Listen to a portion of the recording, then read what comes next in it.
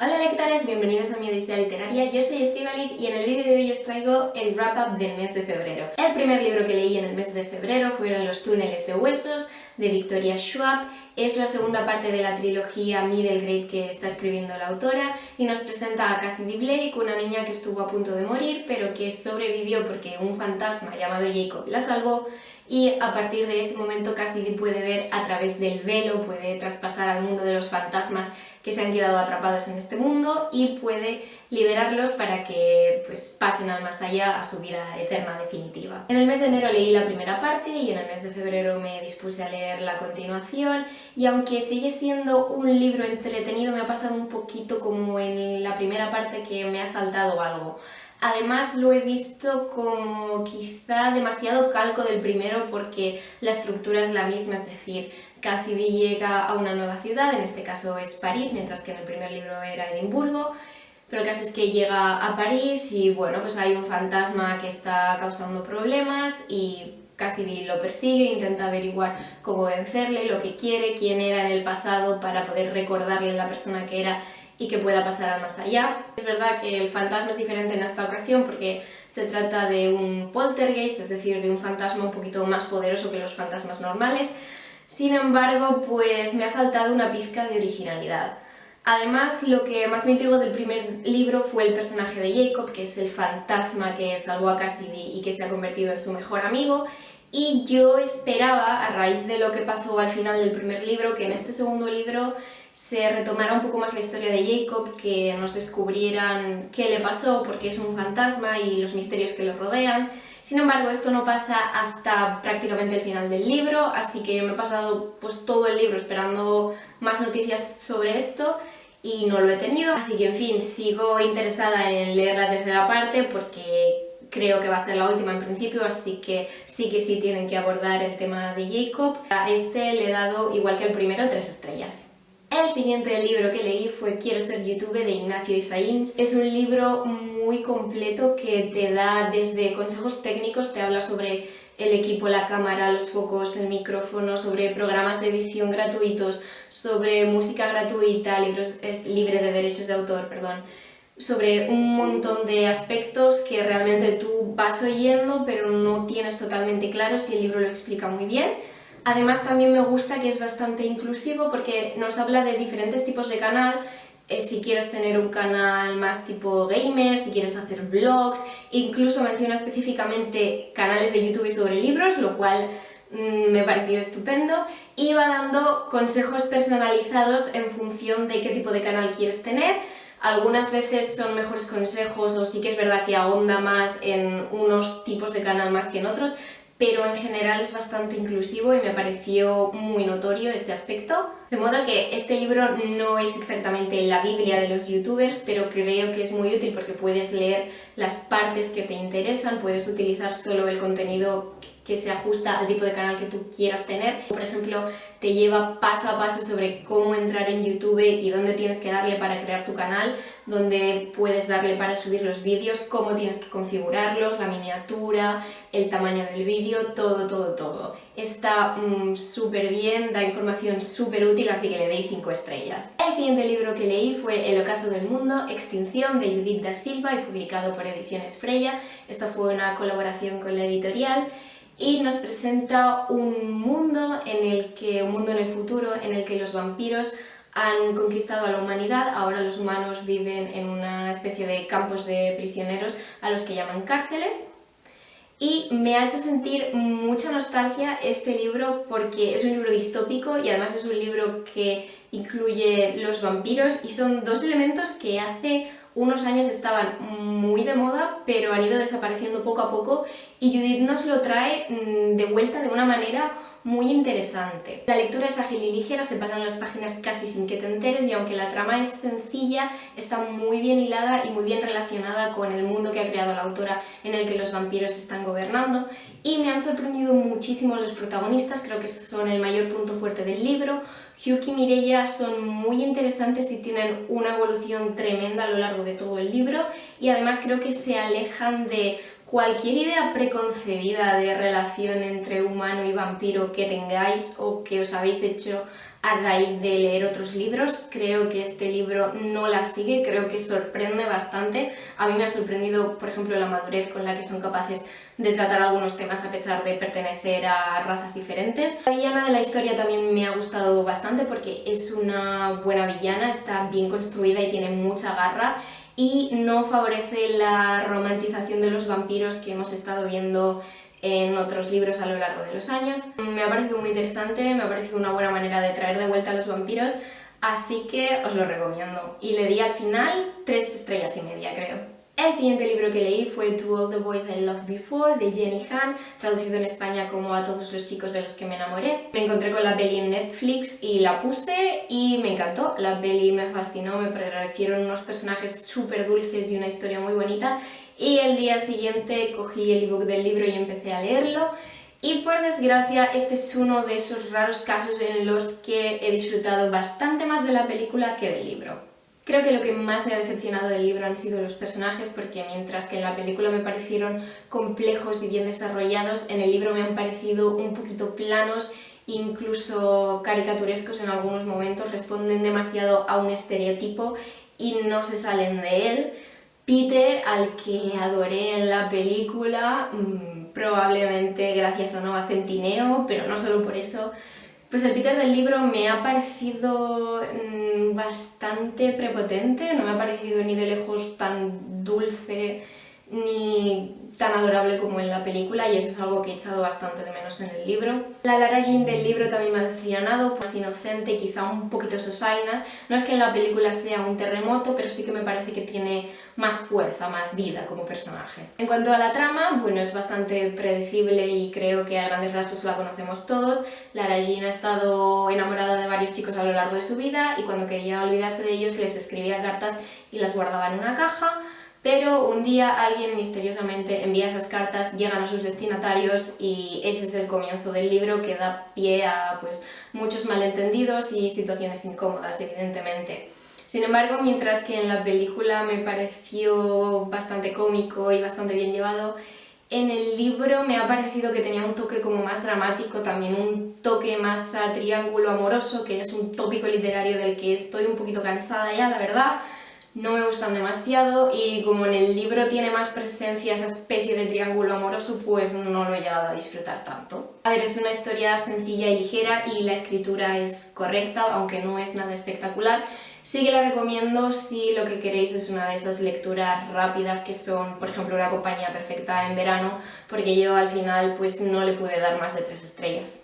Lo siguiente que leí en febrero fue este cómic de Doctor Who, Vida tras la muerte, de varios autores, Al Ewing, Rob Williams, Simon Fraser. Esperaba que me gustara, pero no esperaba que me encantara tanto. Me ha gustado muchísimo porque creo que capta muy bien el espíritu del Doctor de la serie que encarna Matt Smith. Creo que lo refleja de manera estupenda y además me he reído muchísimo, me he reído a carcajadas y también me ha ayudado a reflexionar sobre temas un poquito más serios que también se tratan en la serie de televisión, como es el de los acompañantes del Doctor. El cómic está compuesto por varias historias cortas independientes que no obstante tienen una especie de hilo conductor que en algunos se ve muy poquito, en otros se ve más, pero que en los 2 capítulos finales va a tomar verdadera fuerza y va a suponer la mayor parte del desenlace del cómic.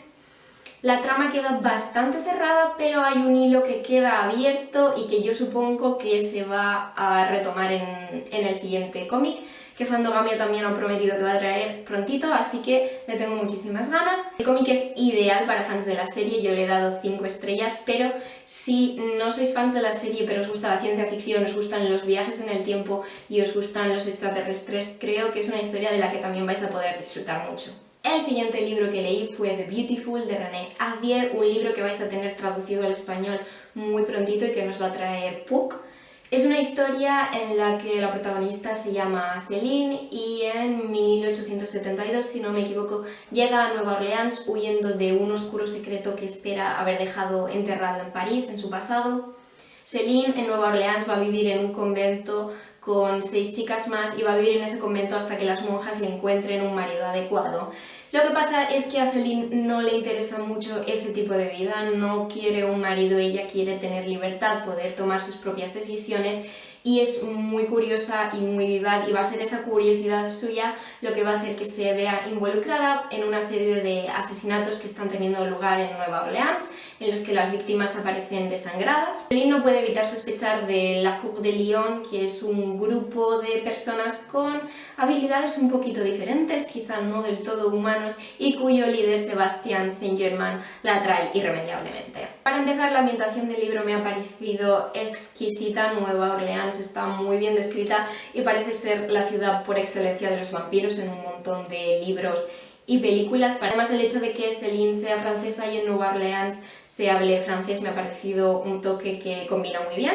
La ambientación histórica, por otro lado, no sé si está tan bien conseguida porque me parece que la mayoría de los personajes tienen una mentalidad que no corresponde a esa época, tienen una mentalidad abierta, es decir, valoran más a las mujeres, a las personas de color, a las personas del colectivo LGTBQ+.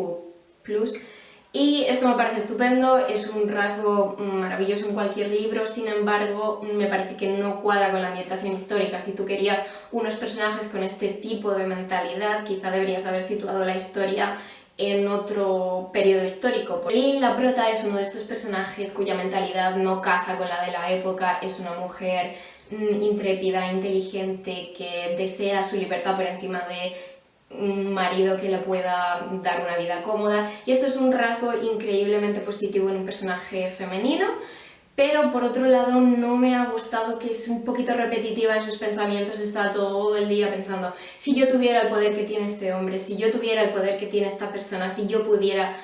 Y es verdad, o sea, yo la entiendo, de verdad que la entiendo, pero llega un punto del libro en el que se hace demasiado repetitivo que esté repitiendo una y otra vez esa idea, parece su único pensamiento. Luego tenemos a Bastien, que es un personaje que reconozco que es muy intrigante e interesante y me parece un buen interés romántico. Sin embargo, al final del libro es un personaje que sigue siendo mayormente un misterio, así que me habría gustado que estuviera un poquitín más desarrollado, me hubiera gustado profundizar un poquito más en él. No obstante, la tensión romántica entre ellos me ha tenido en vilo, así que me parece que esa parte de la historia está muy bien ejecutada. En cuanto a los vampiros, no os esperéis mucha presencia explícita en este primer libro, solo se nos habla de criaturas que parecen ser o son inhumanas, pero no se nos revela el misterio casi hasta el final, y de todas maneras parece que hay diferentes clases de criaturas inhumanas. Por lo tanto, todo este aspecto de la novela sigue envuelto en bastante misterio,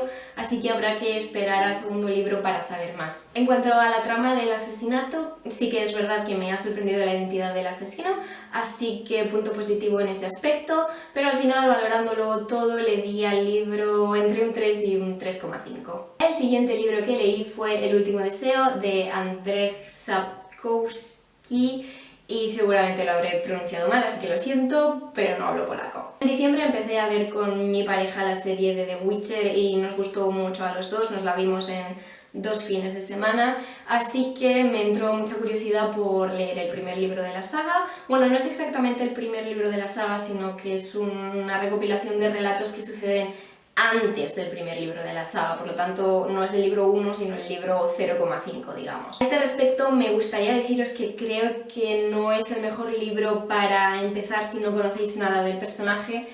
Creo que es mejor haber visto la serie, jugado al juego o leído primero los otros libros, porque no es un libro introductorio, no nos introduce al personaje, no nos lo presenta desde el principio, sino que te lanza un poco de lleno a la historia y hay cosas que se supone que tú ya tienes que saber. Es una lectura bastante interesante, aunque no espectacular, sí que es entretenida, nos presenta varias historias cortas que están en una gran mayoría de los casos inspiradas en cuentos clásicos. Eso es algo que me ha llamado mucho la atención y me ha encantado, porque tenemos cuentos que recuerdan a Blancanieves, La Bella y la Bestia, Aladín. Ese aspecto me ha gustado mucho. En cuanto a Geralt, me ha parecido que coincide bastante con la caracterización que hacen de él en la serie. Quizá el del libro es un pelín menos serio, pero en general coinciden bastante. A pesar de que las historias son entretenidas, hay un aspecto que no me ha gustado mucho, y es que algunos de los personajes tienen comentarios bastante despectivos hacia las mujeres, bastante machistas. Es cierto que el libro se escribió, creo que en 1992, era una época en la que este tema no tenía ninguna importancia, así que teniendo en cuenta la época quizá algunos podáis pasar por alto estas actitudes, pero yo lo comento porque a mí es algo que me ha molestado bastante porque se repite un poquito. Sí que es verdad que Gerald a veces hace comentarios en defensa de las mujeres, lo cual ha estado bien, pero en el balance general... El último aspecto que me ha molestado un pelín del libro ha sido la traducción. Creo que es una traducción un pelín raruna, que utiliza palabras que sí que es verdad que están aceptadas en el diccionario, porque me fui a mirarlo cuando las veía y dije yo, esta palabra no la he oído en la vida. Y están aceptadas, pero son palabras extrañas, por ejemplo, despaciosamente. Yo no creo que, aunque la traducción tenga ya unos cuantos años, me parece a mí que en 2002 no se usaban este tipo de palabras y creo que eso es algo que te saca un pelín de la historia. Así que, valorándolo todo en general, como os he dicho, es entretenido pero no espectacular, y al final le he dado 3 estrellas y media. Otro libro que leí en febrero fue Break Your Glass Slippers de Amanda Lovelace. Es la primera parte de una nueva trilogía poética que va a sacar inspirada en cuentos clásicos. Este primer libro está inspirado en La Cenicienta. Todavía no se ha publicado en inglés, así que mucho menos hay noticias de su publicación al español, pero sí que podéis encontrar en español los 2 primeros libros de su primera trilogía poética. El primero creo que se llama Aquí la princesa se salva sola, y no estoy muy segura de cómo se titula el segundo libro, pero sí que se ha publicado. Como os he comentado, este libro está inspirado en La Cenicienta y todos los poemas giran alrededor de ese concepto de cuento clásico, de ese concepto de sí encontrar al príncipe, pero están todos enfocados desde una nueva perspectiva, están más enfocados a no creerse tanto esa historia del cuento de hadas y preocuparse más por uno mismo, por buscar una relación que no sea tóxica, por el amor propio, por priorizarte a ti antes que encontrar a una persona que no te quiera de verdad. Me parece que hay una idea un poquito mal concebida de que este tipo de poemas, o los poemas de Amanda Lovelace quizá en particular, son solo para un público femenino, porque sí que es verdad que toma como hilo conductor figuras femeninas, princesas, brujas, sirenas, en este caso la Cenicienta. Sin embargo, como he dicho, los temas que trata son temas que se pueden aplicar a cualquier persona, no importa el género. Son temas sobre quererse a uno mismo, sobre valorarte, sobre cuidar tu cuerpo más que cuidar tu imagen, y esos son temas que se pueden aplicar a cualquier persona. Son poemas cortitos y ligeros, al estilo de los de Rupi Kaur, y que a veces parece que te estén hablando de algo y sin embargo en el colofón final, en el último verso, te das cuenta de que te estaban hablando de una cosa totalmente diferente y son muy impactantes. Los recomiendo muchísimo si os gusta este estilo de poesía, y yo le di 5 estrellas porque me quedé maravillada. El siguiente libro que leí fue el clásico de este mes, que escogí para poder cumplir mi reto de leer como mínimo un clásico al mes este año, y fue Cumbres Borrascosas de Emily Bronte. Me adentré en este libro, lo reconozco, con una idea preconcebida totalmente errónea. Creía que iba a ser en parte una historia de amor y no es lo que me he encontrado. Es más bien una historia de pasiones desatadas, es una historia de odio, es una historia de emociones muy fuertes, pero no de amor. La ambientación oscura y tenebrosa de los páramos está muy bien conseguida. Emily Bronte escribía muy bien en ese sentido. Sin embargo, la gran sorpresa y gran decepción del libro para mí han sido los personajes. Son unos personajes que, quizá a excepción de 2, son personajes muy oscuros, son personajes egocéntricos, orgullosos, violentos. Cualquier cualidad mala o negativa que podáis pensar que puede tener un personaje, la tienen. Pero lo peor es que Catherine y Heathcliff acaban convirtiendo a todas las personas que tienen a su alrededor en una versión de ellos mismos, acaban sacando lo peor de todos, y ese es su gran triunfo y a la vez una gran desgracia. Desde luego los dos son tal para cual, pero su historia es como mucho una historia de amor tóxico y no la he disfrutado mucho, porque además también me he encontrado escenas de abuso físico, abuso emocional, incluso de abuso a los animales, que no contribuían a que yo tuviera ganas de seguir leyendo la historia. A pesar de que no me haya gustado, sí que reconozco que está muy bien escrito y es una novela que impacta porque la trama y los personajes son muy diferentes a lo que estamos acostumbrados a ver, tanto en novelas más antiguas como en novelas más recientes, y en este sentido hace muy buen trabajo de impactar al lector. Sin embargo, pues no me ha gustado, pero creo que podemos sacar del libro el mensaje de que al final las personas nos convertimos en lo que los demás piensan de nosotros. Si los demás nos tratan mal y nos dicen que somos lo peor, vamos a acabar creyendo que somos lo peor y vamos a acabar tratando a los demás como la gente nos trataba antes a nosotros, y aunque no nos gustara, se lo vamos a aplicar a los demás. Y bueno, al final, valorando un poco todo en conjunto, le he dado 2 estrellas, la misma puntuación que le di al clásico de enero, que fue Mujercitas, y yo solo espero que el clásico de marzo me guste más. Y el último libro que acabé de leer en febrero fue La caiguda de las regnas, de Morgan Roach. Está publicado en España también como La caída de los reinos, pero yo lo tengo en catalán. Si recordáis de mi vídeo de las 5 sagas que quiero acabar en 2020, esta saga estaba incluida en el vídeo, así que ya me he puesto manos a la obra, ya he leído el primer libro y estoy muy contenta en ese sentido. Es un libro que cuando lo leí por primera vez en 2014 le di 5 estrellas. Esta vez me ha parecido que esta puntuación era un poquito excesiva, porque en 2014 era una lectura menos crítica, pero aún así me parece una excelente primera parte de saga. El libro nos presenta la historia de varios personajes que pertenecen a 3 reinos distintos, que están no en guerra cuando empieza el libro, pero que sí que tienen rivalidades que al final desembocan en una guerra. Tenemos protagonistas que pertenecen a la realeza, tenemos príncipes y princesas, pero también tenemos el otro lado de la guerra, que son los campesinos que están sufriendo. Es una historia bastante centrada en la política, en ese aspecto, aunque también tiene romance y tiene magia. Y es una lectura ágil, facilitada por el hecho de que cada capítulo lo narra un narrador distinto. La trama y los personajes están muy bien desarrollados y bien hilados y apenas tienen fallos. Sí que es verdad que en algunas partes me ha parecido que el ritmo decaía un poquito, pero en general ha estado muy bien. El sistema de magia también me parece bastante interesante y está bien creado, bien ejecutado. Nos lo explica de manera repartida a lo largo del libro, pero en conjunto la idea final queda muy clara y crea mucho misterio de cara a las siguientes entregas de la saga. Otro punto a favor del libro es que me parece que la autora ha corrido un par de riesgos que aprecio mucho. Son riesgos que no todos los autores corren. Uno de esos riesgos es un poquito respecto a la trama, y hay otro que es respecto a 2 de los personajes, y no quiero hacer spoilers, pero es bastante inusual. Es algo que quizá no vaya a gustar a todos los lectores, un tipo de relación que quizá la gente tenga reparos, pero pues eso, me parece que la autora ha corrido un riesgo y en ese sentido es muy interesante porque es refrescante, es algo nuevo.